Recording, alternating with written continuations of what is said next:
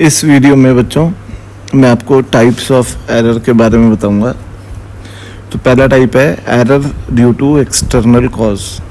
इसमें क्या होता है कि जो एक्सपेरिमेंटल कंडीशंस हैं अगर वो आइडियल नहीं है, मान लो रूम में टेम्परेचर जो होना चाहिए उससे ज़्यादा है, या फिर जो विंड्स हैं, विंड चल रही है बहुत ज़्यादा, विंड की वजह से डिस्टर्बेंस हो रहा है, प्रेशर, एटमॉस्फेरिक प्रेशर वो नहीं है जो आइडियल होना चाहिए एक्सपेरिमेंट के लिए, humidity, acceleration due to gravity. तो ये सारे फैक्टर्स जो नेचर की वजह से एक्सपेरिमेंट को इफ़ेक्ट करते हैं ये कहलाते हैं, इनकी वजह से जो एरर आता है वो कहलाता है error due to external causes. ठीक है, अब इसके बाद सेकंड अगर हम बात करें तो आता है इंस्ट्रूमेंटल एरर। इंस्ट्रूमेंटल एरर जो होता है वो इंस्ट्रूमेंट्स की इम्परफेक्शंस की वजह से आता है। जैसे मान लो इंस्ट्रूमेंट में मैन्युफैक्चरिंग डिफेक्ट है कोई, या फिर इंस्ट्रूमेंट्स में ज़ीरो एरर है। अब जैसे वर्नियर कैलिपर में, स्क्रू गॉज में ज़ीरो एरर होते हैं। अब ज़ीरो एरर ये होता है कि जब आप मेजरमेंट नहीं ले रहे हो तब भी वो रीडिंग दे रहा है। जैसे मान लो आपकी वेइंग मशीन पे आप नहीं खड़े हो और वेइंग मशीन फिर भी कुछ रीडिंग दिखा रही है 2 kg या 3 kg, तो that reading will be zero error, और ये इंस्ट्रूमेंटल एरर की कैटेगरी में आ जाएगा।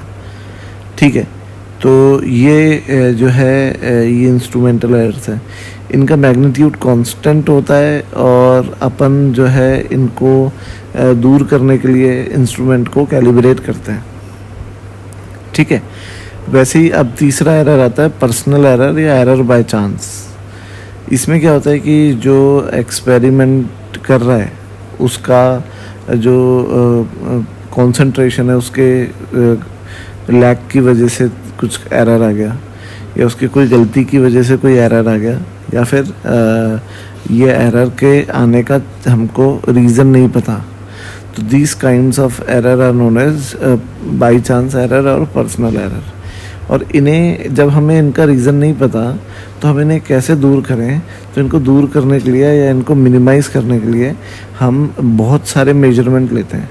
जितने ज़्यादा मेजरमेंट लेंगे और उन मेजरमेंट्स का एवरेज निकालेंगे, वो एवरेज उतना एक्यूरेट आएगा, उतना ट्रू वैल्यू के पास आएगा। ठीक है, तो अब इसके बाद आता है एब्सोल्यूट एरर।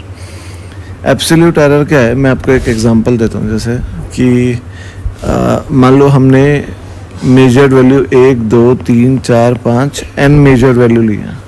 अब एक्सपेरिमेंट में हमें ट्रू वैल्यू पता तो है नहीं, और हमें वही निकालने के लिए तो हम एक्सपेरिमेंट कर रहे हैं। तो जो मीन वैल्यू आएगी, इन सब का मीन ले लो आप, मेजर्ड वैल्यूज़ का मीन ले लो।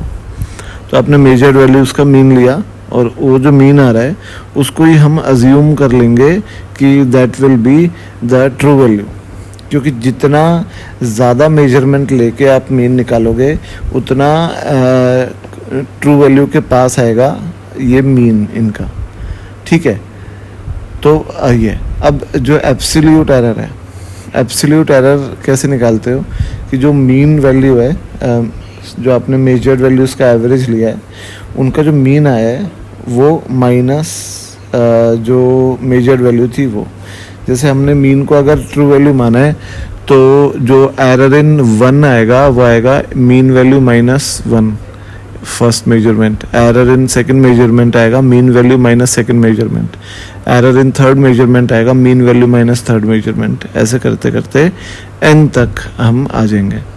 और जब हम इसको हम कहेंगे absolute error in first measurement, इसको हम कहेंगे absolute error in second measurement, इसको हम कहेंगे absolute error in third measurement, इसको absolute error in fourth measurement, इसको absolute error in nth measurement, और इन सब के एवरेज को बोलेंगे मीन एब्सोल्यूट एरर। ये आपको ध्यान रखना है, क्या बोलेंगे, मीन एब्सोल्यूट एरर। तो mean absolute error will be the mean of all these absolute errors. ठीक है, तो अब जो फ्रैक्शनल एरर होगा, फ्रैक्शनल एरर जो होता है वो होगा mean absolute error upon mean value, है ना, डेल्टा ए अपॉन ए।